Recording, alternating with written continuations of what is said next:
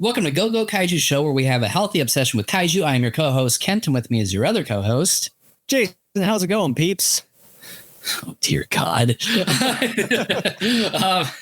So today, for the first time in a while, for the first time in like maybe a month and a half since we did Godzilla X Kong, we are going to discuss another movie, this time 1996's unforgettable, for all the wrong reasons, Zarkorr the Invader.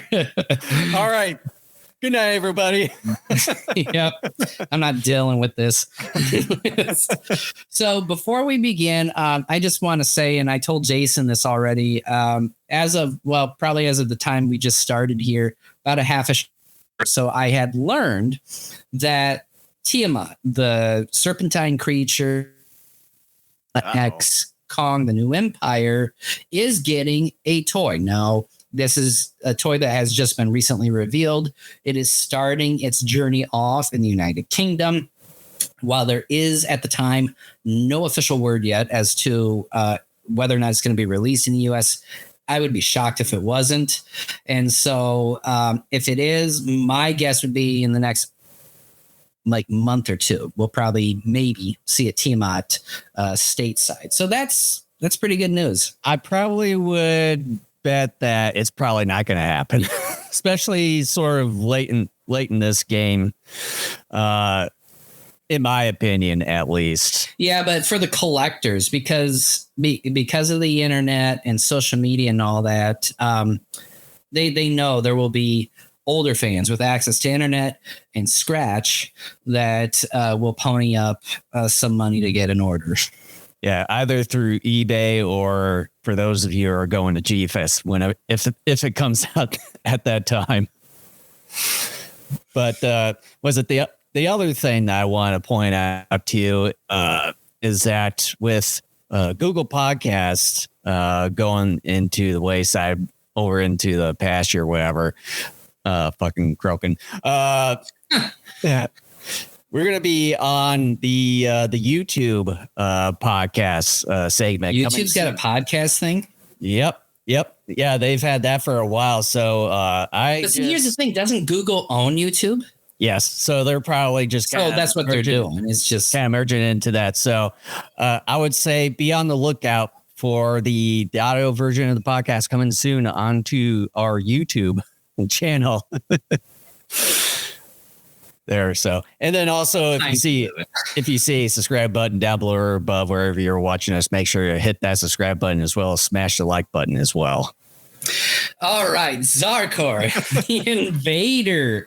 The last time we watched this, I bought both this film and Craw as DVDs from Suncoast, and I think that was like early-ish 2000s, and we both saw each movie once, and then I don't know how many years later I ended up getting rid of both DVDs. So I don't ever remember time I've seen the film. I don't ever remember actually seeing this film.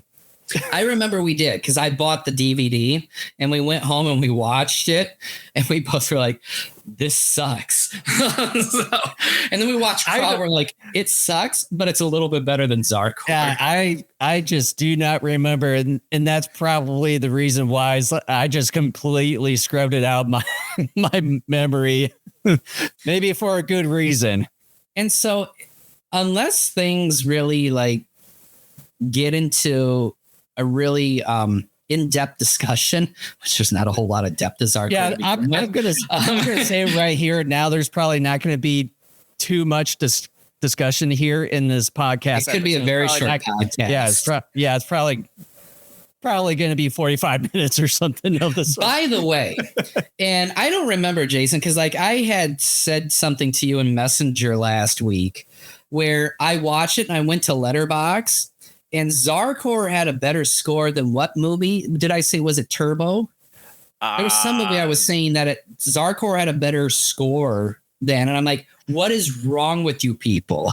Why is Zarkorr getting a 2.8 on Letterboxd? And you said that, and then I saw the score over at the Amazon Prime Video where I went to watch this for free, and it was right around the 4-star range, and I'm just like, what the fuck are people smoking? And I understand. Right now? I think for some people, it's so bad it's good.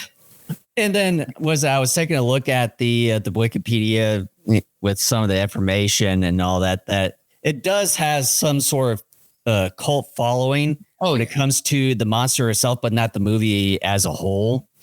So there can be that sort of crowd that's bringing the score up. There could be, and yeah, I mean, I think there is something probably to that. You know what?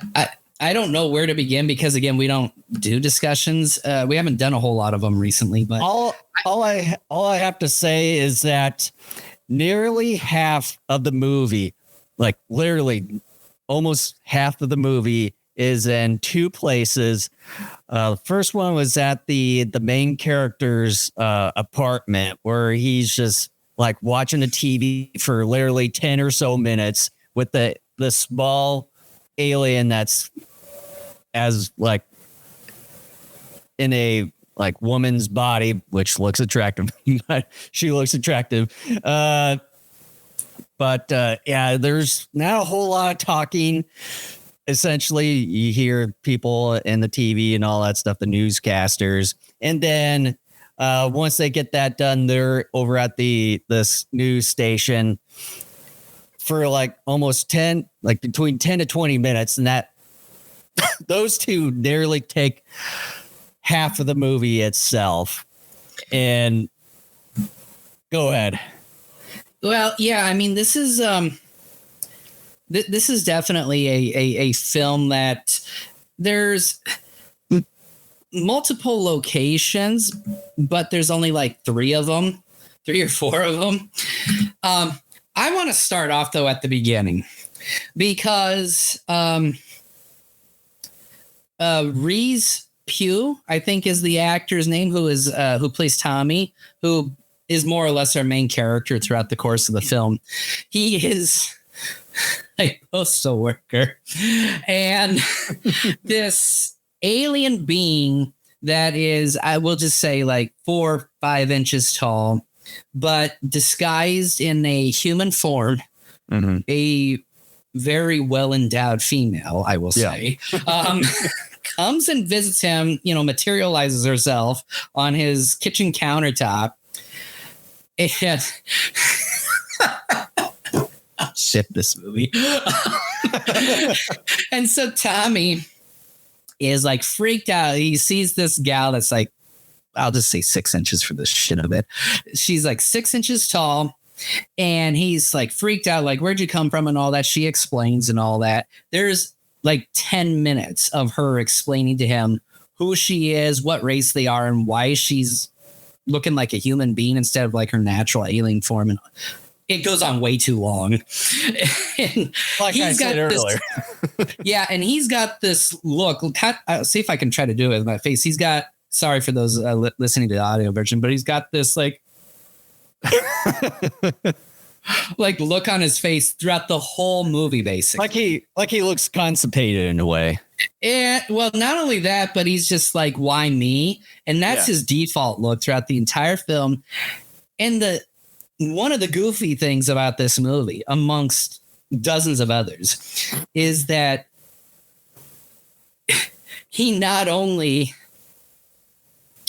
like just totally buys into this whole Zarkorr thing, even though it's on TV and stuff, but he totally buys into the fact too that this alien being, as a well-endowed female, again, mind you, is telling him he's the chosen one. And he immediately buys into all this. Yeah. And he's always like, well, why me? And then it goes into another extra long spiel where she says, yeah, there are people better than you. And like half the population of the world is, the other half isn't. But you are exactly in the middle, because he's got both good and bad qualities. And that somehow makes him more of an ideal candidate to stop Zarkorr. It's like whatever. Yeah. So maybe the reason for this is to prolong the movie more, to make it at least sort of interesting in air quotes here. And like if they had something that was like overqualified or something, it's probably going to take 5 minutes tops just for this movie to last. Well, and the movie's runtime is already 75 minutes, which isn't very long. Yeah. Yeah. And if you had someone that was overqualified, you'd be like, what the fuck am I even doing in this place to begin with? It's like, yeah. Are you guys stupid or something? I mean, come on, alien female, whatever the hell you are. It's like, why even bother with all this stuff? Well, yeah, and the actress's name is Tori Lynch.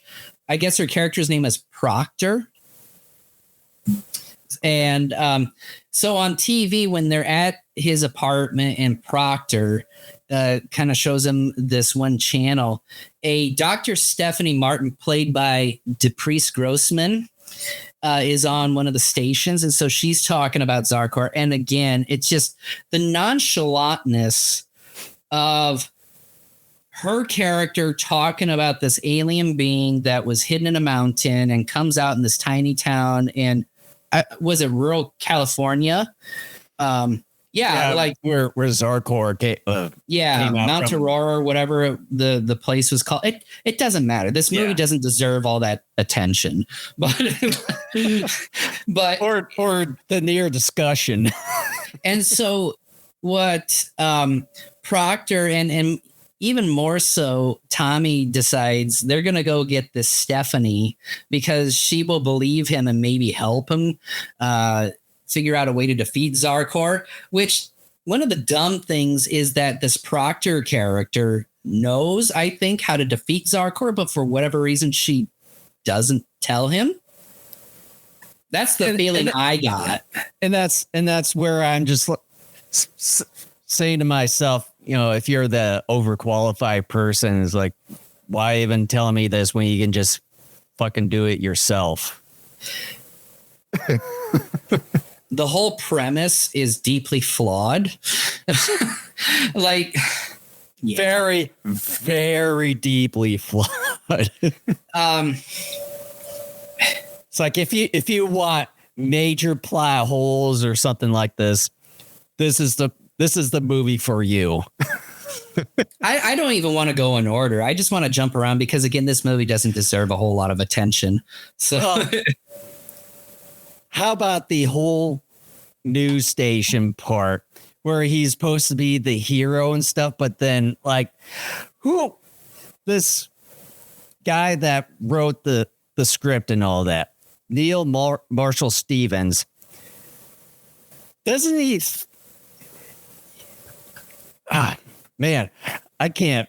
It's like if he imagines a hero looking like this, holy fuck. It's like he pretty much portrays this Tommy Ward or this post office guy, the main character, to make him look like an evil, like psychotic criminal or something of the sort. He's like a creeper, especially when he's at the news station trying to get Dr. Stephanie. And like he's like creeping out on her. And I understand he's freaked out about this whole responsibility being placed on him. But again, like that, and then grabbing the gun from one of the security guards there, and then just taking her, you know, to like the bathroom of the news station there, like a hostage and everything. And then having the cops and all that. Boy, 2 cops. Yeah. One of them ends up believing him as well, just like that, and points his own gun at his partner and says, "You are letting him go. I believe him. And I'll lose my badge over this, but I'm going to help him." And he does end up helping him the rest of the movie. Yeah. And this Neil Marshall Stevens guy that wrote this script, it's like, do you not even know how a hero even works for movies and all that? And I mean, you're portraying this guy as like a freaking criminal, like literal textbook criminal. And I don't, well, I mean, or a psychotic we've seen person. this in other films, and I think on some level it's justified because of just the stakes and sometimes the amount of time in which you got to accomplish it. Like time comes into play a lot of times just to try to up the stakes even more. But there's other paths to make things. Oh yeah, I'm not. Yeah, then I'm just saying I'm trying to like give them a little bit of credit where it's deserved. But like here's the very thing, like, very loosely, very loose credit. Films like this one and Craw, here's the thing. I think the filmmakers of these two films on some level understood what they were making, that they realized, look, this is straight to video. At best, we get a cult following or whatever. We make a little bit of pennies off of this and whatever, and we make a little bit of a living off of this. But I do not for 1 second believe that these two films, unlike other films, like The Lost Skeleton of Cadavra, are made to be satires of the genre that they are portraying. The Lost Skeleton of Cadavra is intentionally made to be a satire of 50s and 60s sci-fi horror films. Mm-hmm. Zarkorr and Craw, I truly do not believe they're made to be satires. And that's kind of what makes it. If these were made to be satires, I honestly would be like, look, yes, this movie is garbage, but it's fantastic garbage. I mean, if it was satire, you probably would have some sort of comedic scenes here and there with the human characters in here. There are a few, but majority of it is all serious here and there, and that's sort of the problem that, to me, in my opinion, they're trying not to do this as a satire thing, but more a serious thing. It's unintentionally funny because of how bad the writing is, how bad the acting is, how bad some of the staging and effects are. For example, I have to say this before I potentially forget. There's this scene where all three, Tommy, Dr. Martin, and what was the one police officer? George, yeah, played by Mark Hamilton. They are riding in their car to go to one of the communities in Arizona because there's some weird bullshit thing about a place in Arizona and where Zarkorr showed up, where they're supposed to find the secret to defeating Zarkorr. And they're supposed to be on a highway at one point. And occasionally, like, the lights overhead flash. I knew you were going to get, I knew this was going to happen. But when you look at, and you don't have to look too hard to realize, absolutely, they are those luminescent lights that you get in a shop, and someone is wanding them over the car like every 10 seconds. Yeah. And you look at it, it's on a wand. Wait a minute, that doesn't even come close to looking like a street light. And when it comes to these night car scenes, there's obvious ways to go about with the whole lighting thing, because I've seen mechanical, like, behind the scenes things on how to make that sort of famous light thing kind of going over the car like you're actually driving, but obviously you're not. Like, there is some sort of like way, some sort of type of mechanical thing that kind of goes back and forth above you, where you have the lights kind of going from forward to backwards and then sort of turn off and then try to go forward and then turn the lights back on and then all that. But yeah, I noticed that too. And I was like, I bet you were going to be touching upon that. And here we are, we're touching upon that. I have to. It was so in your face. You can't ignore it. And there's so much of that is just awful.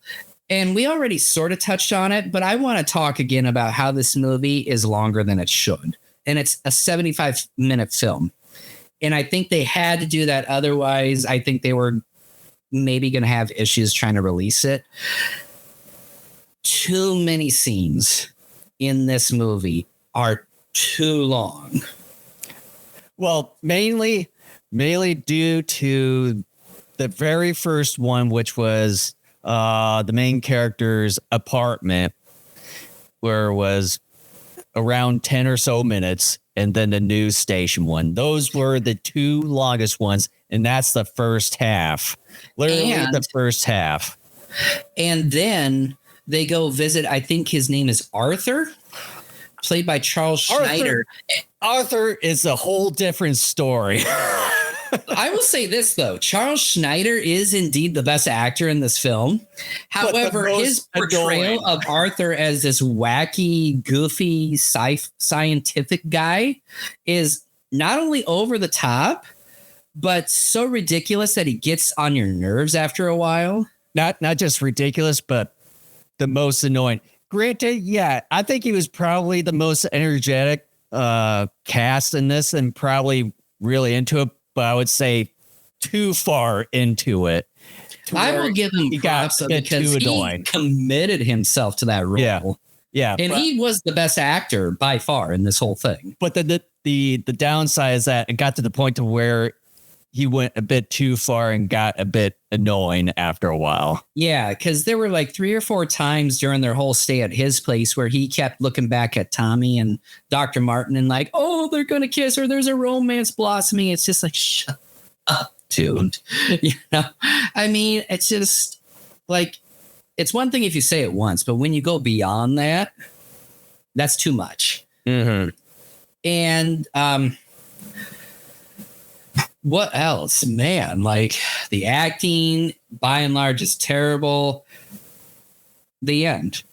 Let's call it a show. Like the very end when Tommy Ward, when he wakes up after defeating Zarkorr, you know where I'm getting at with this one. And you know, you have George and Stephanie next to him and stuff in the hospital room where he wakes up. And then you had the same gal from that news station where they were at previously. And then she was saying, oh, there's like a grassroots movement that kind of gets you drafted to be president of the United States. And then she asked him, are you willing to do it? And then he's like, yeah, sure. Blacks out. And then credits roll. That's it. There's nothing else. It's like, what the fuck is that? Oh my God. So fucking stupid. But here, didn't you think about this for a second? And I realized it like 20 seconds into that hospital. So they're in like LA or whatever. They're in California. He's from New Jersey. Okay. He doesn't go to the hospital until he gets back home. Think about that for a second.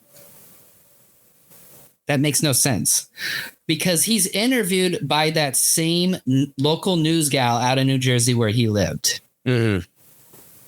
She should not be the one interviewing him. It should be someone totally different, which tells you he blacked out or whatever after his 2-minute. That they have a very low budget. That's your reason. And he doesn't go to the hospital there, which he should have. If that actually happened, anybody who got hurt or whatever would be going to local hospitals wherever the incident took. Yeah, the nearby county hospital or something. He would not black out and then they'd be like, well, we can't take care of him here. Take him back where he came from. And then ship him back to New Jersey, and then he's in the hospital there. No, that doesn't happen. The main reason is that this project has very low budget. That's your reason. I mean, I don't know where else to go because let's talk about Kaiju. Well, how about the reason for like the actual way of defeating Zarkorr is this fucking shield that somehow not only comes with Zarkorr, but also makes an impact in Arizona in this one town. I don't know what the name of it is. And like harder, supposed to be harder than diamond and all that. And it's like, okay, you use a shield to defeat Zarkorr. Whoop-de-doo. By using his lasers. It's very anticlimactic for sure. Yeah, very. And it's not exciting at all. Even though somehow Zarkorr misses him with each blast anyways. Because there were a couple moments shot where, there were a couple moments before he really had like the shield up. And Zarkorr should have had him. The other thing is that when they confront Zarkorr, what fucking city are they in? Are they in the same, like, is it supposed to be the same small town? Are they in Vegas? Are they in Phoenix? Where? My thought process was that Zarkorr was like maybe in or near LA. That was just my thinking. But yeah, I mean, you're right. We truly don't know, but it's definitely a more urban area. Yeah. And then too, you know, that early in the movie where they had the text like in the lower third area of supposedly where this location is supposed to be, but then it seems like they fucking forgot after like the news station area. Oh, speaking of the news station, Jason's got some. I completely forgot about this. The very beginning when Tommy Ward goes to the news station and tries to go from door to door, trying to see if one of the doors are unlocked or anything. And then once he gets to the actual door where he goes in, you have one guy coming out, and then he tries to hide, making it look like he was supposed to hide. But then you have this same exact guy coming out from the news station. You think that he would spot Tommy Wars, like, what the fuck are you doing here? Get out of here. But yeah, he doesn't see it. Not even from the side of his like peripheral vision. And just the way that Tommy if I had a soundboard, I'd have that guy from 40-Year-Old Virgin saying, use your peripherals. Yeah. and the way that Tommy Ward tries to go and hide. I was like, this has to be the dumbest James Bond looking like type of way of getting into a secret place or or a destination that you want to go to. I mean, it's a slap in the face to just movies in general. But I want to talk about the kaiju aspect first, because that's why we're here. That's why there's this podcast. You know, we're talking, you know, about not just everything else, you know, the acting and the story and all that, but the kaiju action. I will give credit where credit's due. Some of the miniatures and the sets were decent. You know, I mean, you could obviously tell they didn't have a large set, which was fine. And I'm not going to dock them points for that. And the miniature work was pretty decent for the low budget that it is. Yeah, some of the Zarkorr suit, not only is the design pretty neat, the suit functionality and all that is pretty good too. So I will give them credit where it's due. Yeah, I would say a lot of the miniature stuff, they did some good detailing of it, like with some of the street signs and even some of the vehicles and stuff. And I would say the same thing with the Zarkorr's suit as well. I think it's pretty good looking, even with, I don't even know what the budget is because it's not even listed from too where low. I'm seeing it. Yeah, probably too low. The one thing I'll have to at least dock points on is that they use the same roar as a T-Rex from Jurassic Park. Yeah, it's a slightly tweaked version of that, but it is the T-Rex roar from Jurassic Park, which was used in a lot. It was used in a lot of cartoon shows, other cheap movies. I mean, that roar is all over the place. One of the things that disappointed me about the whole film, other than it just being all around terrible, is the fact that we don't get a whole lot of Zarkorr. I would say when we do, the scenes are very short. Yeah, I would say he only appears at minimum 3, max, I would say 4. Yeah. And probably the max, I would say the max amount of time would be 4 to 5 minutes tops. And the ending confrontation between Zarkorr and Tommy is, I mean, again, it's a low budget movie. So if your expectations are for something like halfway decent, that's kind of on you.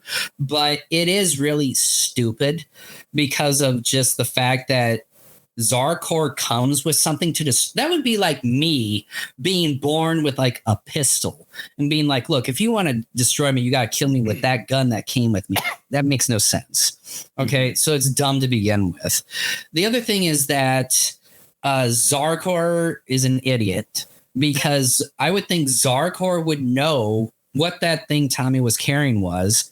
And as a result, once he saw it, would not bother to use its eye lasers that, hey, guess what? You're 100-foot tall monster. Go step on him. You know? Yeah. Doesn't be accurate doing that. But then if Zarkorr knows Tommy is the chosen one, within the 24 hours or so that takes place from the moment Tommy is notified of this to when he confronts Zarkorr, Zarkorr doesn't even leave the state of California. Zarkorr should have been like out of California across like the lower tip of Nevada into what is it, like Wyoming that's next door or whatever. Like Zarkorr should have been heading east. Instead, I think Zarkorr headed more west. It doesn't make sense. And Zarkorr is like, I got to come after you because you're the chosen one. But yeah, I'm going to go this way. What's the whole point of this? And I don't remember all what Proctor said to Tommy at the beginning, but did Proctor's race send Zarkorr as like a test for humanity? I don't remember. Here, let me actually. It sort of sounds like it because I know she said that it's supposed to be a test, and we're giving you all this information. Yeah, challenge mankind. Yep. Yeah. So, okay, then I take back what I said earlier about her not telling him about how to defeat it. But okay, so this other alien race in some sense is almost playing godlike, and they're being dicks about it because they're just deciding, they're going world to world. Hey, there's sentient life here. Let's see how good they are. We'll send this monster down there. So in other words, aren't they the keepers of Zarkorr? And then on top of that, why don't we see them again? And why isn't humanity going after this race and saying, look, buttheads, you did this to us. X number of people have died. There's millions of dollars in damage. We're coming to get you.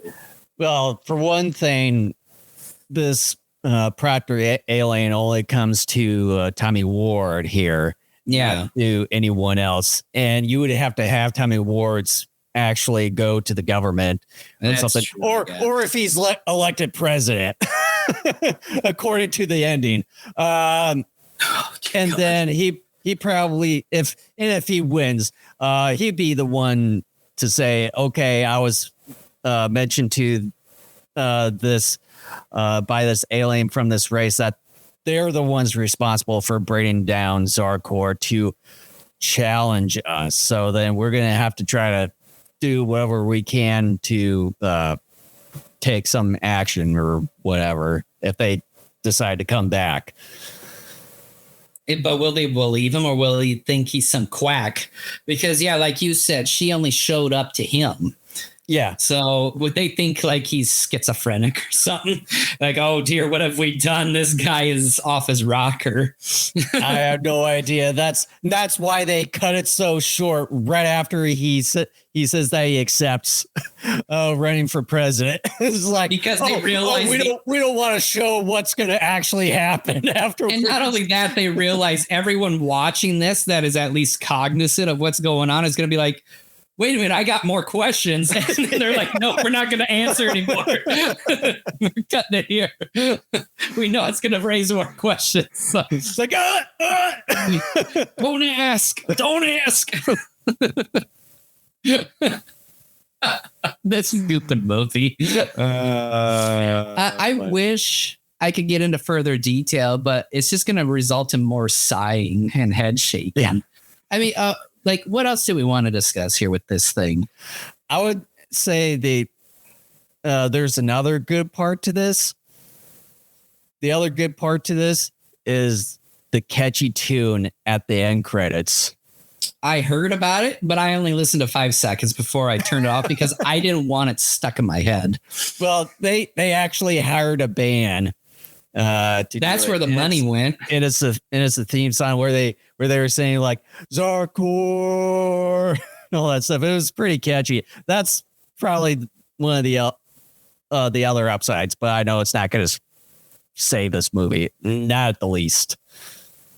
Why did they hire a band? I would have saved that money and had it go towards. I bet actors. And get this, the music is by Richard Band. I'm not shitting you. The guy's last name is Band. Okay. So there's no originality to that.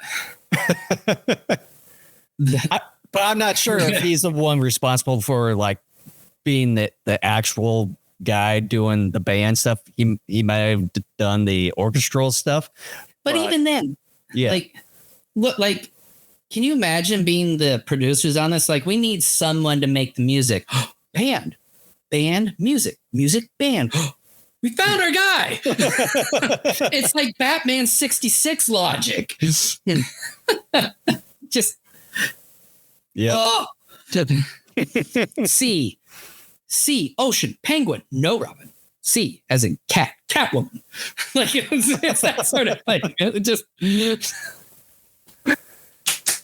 But see, that one was tongue in cheek. That show was made to be hilarious. Yeah. This movie wasn't. This was made to be, on some level, respectable entertainment. And that's 75 minutes, technically 150 minutes, because of when I watched this thing back in the early 2000s that I'm never getting back. Yeah. And guess what? I'm going to lose more of my lifetime whenever we do Craw. Yeah. Which is what, probably 2 weeks from now is when we're going to do that one. Yeah. At least the upside is that we're finally getting this Band-Aid off. Look, Jason and I, we were having a little bit of a conversation about this when I was watching the darn thing yesterday. Well, I watched.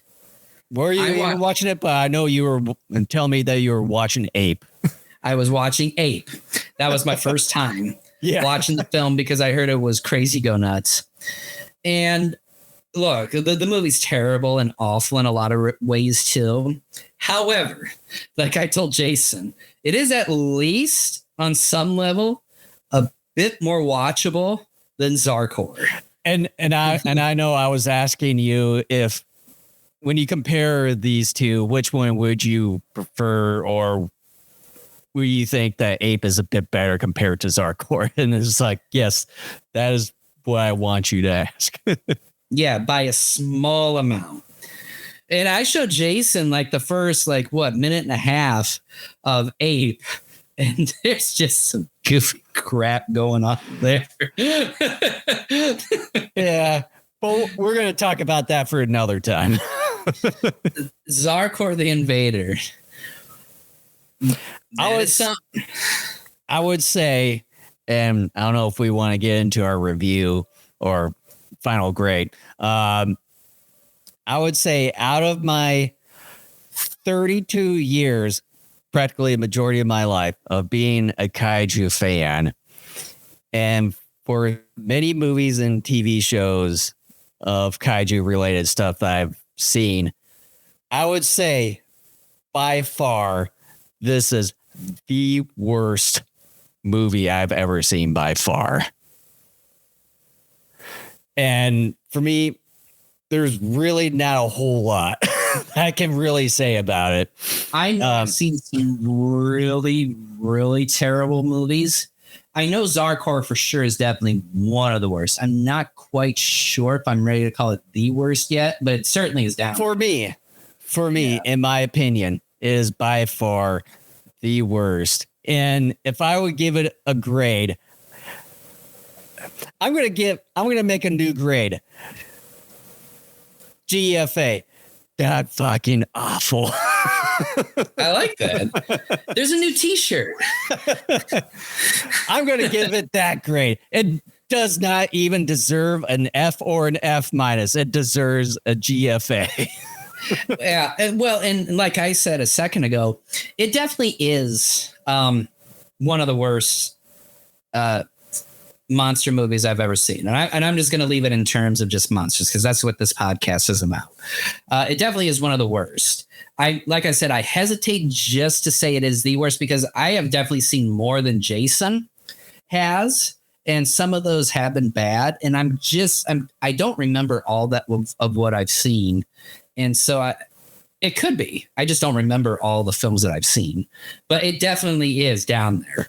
And yeah, I mean, I will give props where it's due. The Zarkorr suit is pretty good. Miniature work, good for what this is. The unfortunate thing is that everything else is awful. And on some levels, yes, it is unintentionally funny. And I think this movie is better if you have at least one other person in the room with you to laugh and make fun of it with you. That's why I can't wait for the commentary on this that we do at some point, because it will be fun. We're going to have so much fun with it. If we do, that's going to have to be one where we booze it up. That's what we're going to have to do if we do that. And I haven't drank for nearly 6 months, and I want to keep that going. Maybe on the 1 year anniversary of your sobriety, we'll do it. But yeah, I mean, I'm doing a GFA on this one as well. This one definitely, is not like a lost skeleton of Cadaver, where it is made to be satirical. This was made to be some form of entertainment, legitimate entertainment. And it's not. I am not joking when I say that I almost fell asleep once when I was watching this here a week ago. I almost did. And when you first start off the movie, it grabs your attention because it's like the old train wreck syndrome. Like, you can't turn away from it. Mm-hmm. And you're laughing at it and all that. But then as the movie continues to progress, you realize this isn't funny anymore. Like, this is bad. And I knew it was bad, but now the badness is starting to wear on me. Well, when it gets to the very first scene with Tommy Ward's apartment, it starts to get to you pretty quick. Within like 3 minutes. Yes. or like with the first 5 minutes, you don't really hear anyone talking or anything. There's just only one word blurred out: avalanche.